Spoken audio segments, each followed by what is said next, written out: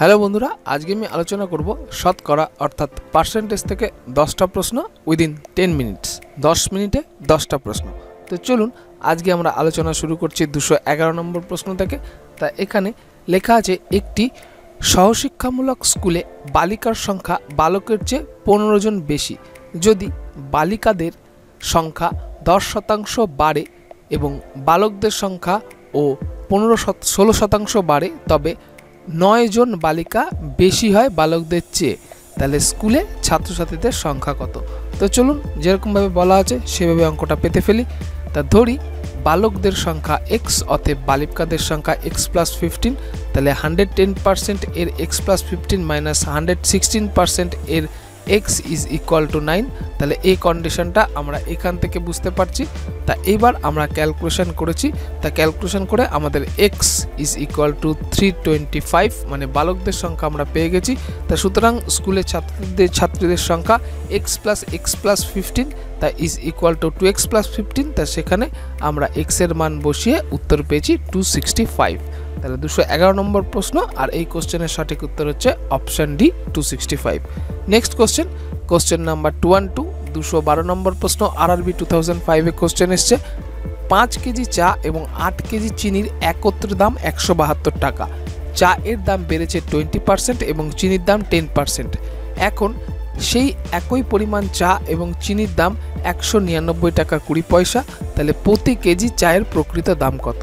তাহলে আপনারা নিশ্চয়ই বুঝতে পারছেন। তো চলুন আমরা স্টেপ বাই স্টেপ অঙ্কটা করে নেব। ধরি প্রতি কেজি চায়ের প্রকৃত দাম x টাকা এবং প্রতি কেজি চিনির প্রকৃত দাম y টাকা। তা অতএব 5x + 8y = 172 এখানে উল্লেখ করা আছে। এবার এখান থেকে 15x + 24y = 1516, তা এটা 1 নম্বর সমীকরণটা আমরা লিখতে পারি। এবং 120% এর 5x এর 120% এবং 8x এর 110% = 199.20, এটা দ্বিতীয় সমীকরণ লিখেছি। এবার লেখার পর আমরা 1 নম্বর এবং 2 নম্বর সমীকরণ বিয়োগ করে 2y = 18 মানে এখান থেকে আমরা y = 9 পেয়েছি এবং এই y এর মান 1 নং সমীকরণে বসিয়ে আমরা x = 20 পেয়েছি। তাহলে 212 নম্বর প্রশ্ন, এই কোশ্চেনের সঠিক উত্তর হচ্ছে অপশন ডি। তাহলে প্রতি কেজি চায়ের দাম কত? 20 টাকা। চলে আসছি পরবর্তী কোশ্চেন নাম্বার 213 নম্বর প্রশ্ন, ব্যাংক পিও 2006 এ কোশ্চেনটা এসছে। 605টি মিষ্টি সমানভাবে বাচ্চাদের মধ্যে এমনভাবে ভাগ করে দেয়া হলো যাতে প্রতিটি বাচ্চা প্রাপ্ত মিষ্টির মোট বাচ্চার সংখ্যা 20% হয়। তাহলে প্রতিটি বাচ্চা কতগুলি মিষ্টি পেয়েছিল বা কতগুলি মিষ্টি পেয়েছিল? এখানে অপশান ই দেওয়া আছে, কোনোটি নয়। তাহলে আপনাদের অবশ্যই উত্তরের ক্যালকুলেশনটা অবশ্যই কনফিডেন্টলি করতে হবে, নইলে আপনাদের একই অঙ্ক 2-3 বার করতে হবে, কেননা আপনাদের টাইম কিল হবে। তাই চলুন আমরা কনফিডেন্টলি ক্যালকুলেশন করব। তাহলে ধরি মোট শিশুদের সংখ্যা x, অতএব x × x এর 20% = 605। তাই সেখান থেকে আমরা x = বার করেছি 5। তাহলে প্রত্যেকটি শিশুর প্রাপ্ত মিষ্টির সংখ্যা 20% 55 এর, তাহলে = 11। তাহলে 213 নম্বর প্রশ্ন, এই কোশ্চেনের সঠিক উত্তর হচ্ছে অপশান এ। চলে আসছি নেক্সট কোশ্চেন নাম্বার 214, 214 নম্বর প্রশ্ন, RRB 2007 এ কোশ্চেনটা এসছে রেলে। তো একটি সংস্থায় 40% কর্মী মাধ্যমিক পাস, 60% কর্মী স্নাতক এবং অবশিষ্ট 180 জন কর্মী স্নাতকোত্তর মানে মাস্টার ডিগ্রি। তাহলে কত সংখ্যক কর্মী স্নাতক? এটা ছিল আপনাদের হোম টাস্কের প্রশ্ন।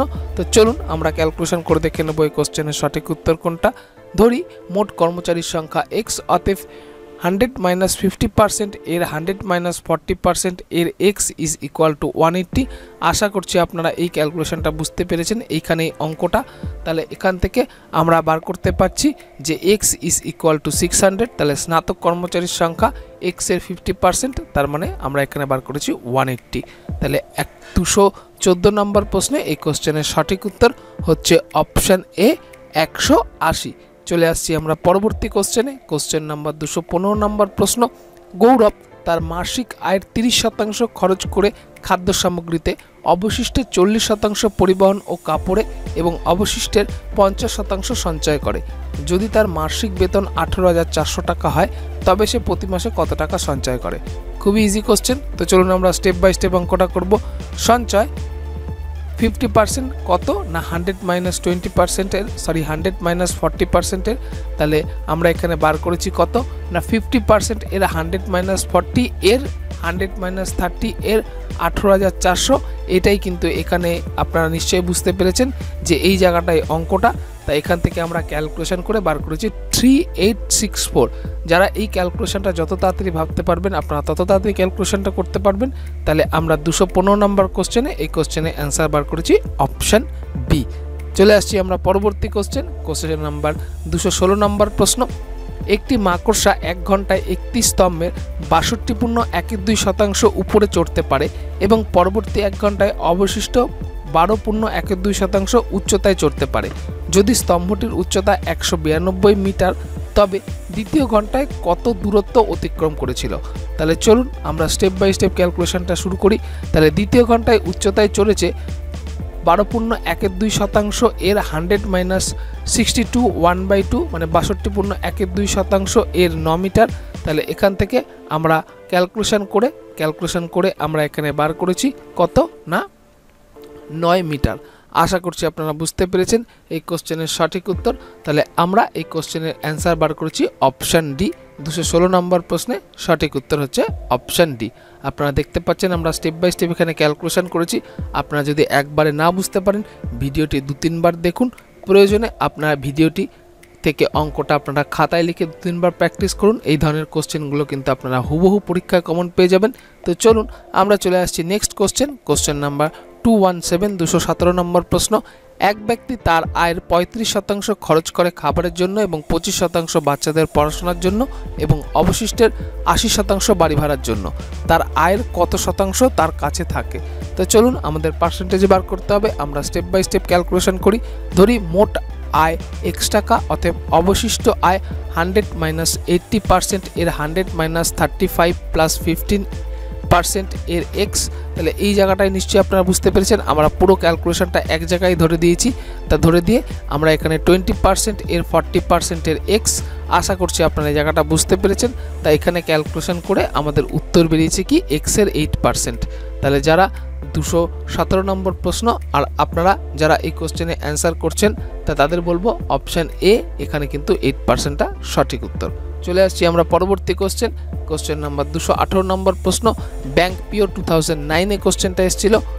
মিস্টার মুর তার মাসিক আয়ের 20% খাবারের জন্য এবং 15% বাচ্চাদের পড়াশোনা খরচের জন্য, অবশিষ্টের 40% বিনোদন ও পরিবহন খাতে এবং 30% চিকিৎসার জন্য খরচ করেন। সমগ্র খরচ করার পরে ও তার কাছে 8,775 টাকা আছে বা টাকা থাকে, তাহলে মিস্টার মুর এর মাসিক আয় কত? ঠিক আগের অঙ্কটা একটু ঘুরিয়ে জিজ্ঞেস করা হয়েছে। এখানে অপশান ই কোনোটি নয় জিজ্ঞেস করা হয়েছে বা কোনোটি নয়, এখানে কিন্তু অপশান দেওয়া আছে। তা সুতরাং আপনাদের কনফিডেন্টলি ক্যালকুলেশনটা করতে হবে। তো চলুন আমরা স্টেপ বাই স্টেপ ক্যালকুলেশনটা শুরু করি। ধরি মিস্টার মুর এর মাসিক আয় x টাকা, তাহলে অতএব 100 মাইনাস 40 প্লাস 30% এর 100 মাইনাস 20 প্লাস 15% এর x ইজ ইকুয়াল টু 8775। আপনাদের ক্যালকুলেশনটা কিন্তু এই জায়গাটা যারা বুঝতে পারছেন তারা কিন্তু অবশ্যই ক্যালকুলেশনটা অবশ্যই করে খুব তাড়াতাড়ি অ্যান্সার বার করতে পারবেন। তাই এখান থেকে আমরা x ইজ ইকুয়াল টু বার করেছি 45000 মানে 45,000। তাহলে 218 নম্বর প্রশ্নে আপনাদের সাথে আগেই বলেছি যখনই আপনাদের সামনে দেখবেন এটা একটা ট্রিক যে আপনাদের কোনোটি নয় লেখা থাকবে, আপনাদের অবশ্যই কনফিডেন্টলি ক্যালকুলেশন করতে হবে। তাহলে 218 নম্বর প্রশ্নে সঠিক উত্তর কিন্তু অপশান ই কোনোটি নয়। চলে আসছি আমরা পরবর্তী কোশ্চেন নাম্বার 219 নম্বর প্রশ্ন। ম্যাট 2007 কোশ্চেনটা এসছে। একজন অফিসারের বেতন থেকে 10% বাড়ি ভাড়া হিসেবে কাটা হয়, অবশিষ্টের 20% খরচ করেন পরিবহনে, অবশিষ্টের 20% দিয়ে আয়কর প্রদান করেন এবং বাকি অর্থে 10% খরচ করে জামা কাপড়ে।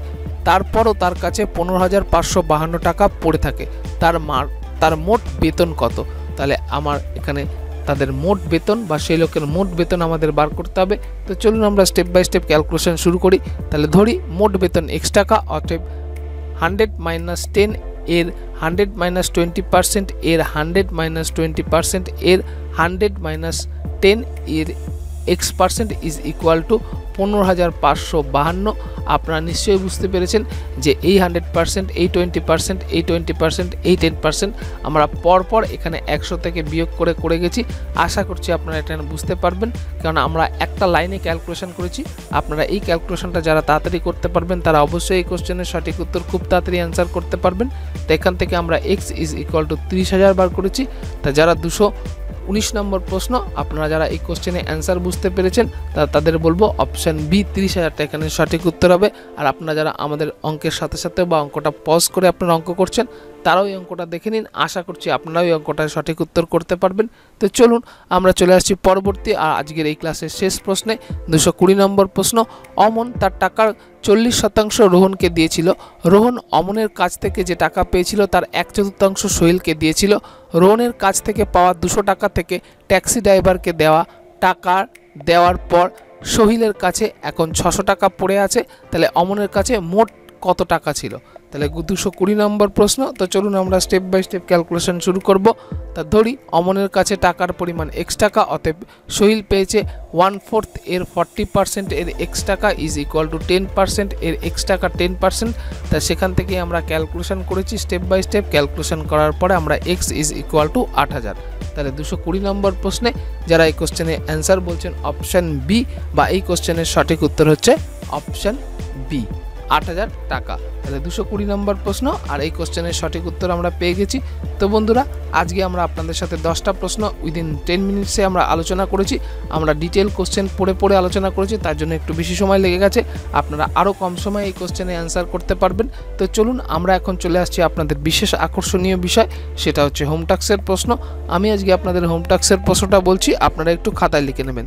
আজকে আপনাদের হোম টাস্কের প্রশ্ন হলো, একটি স্কুলে ছাত্র এবং ছাত্রী সংখ্যার যোগফল 150।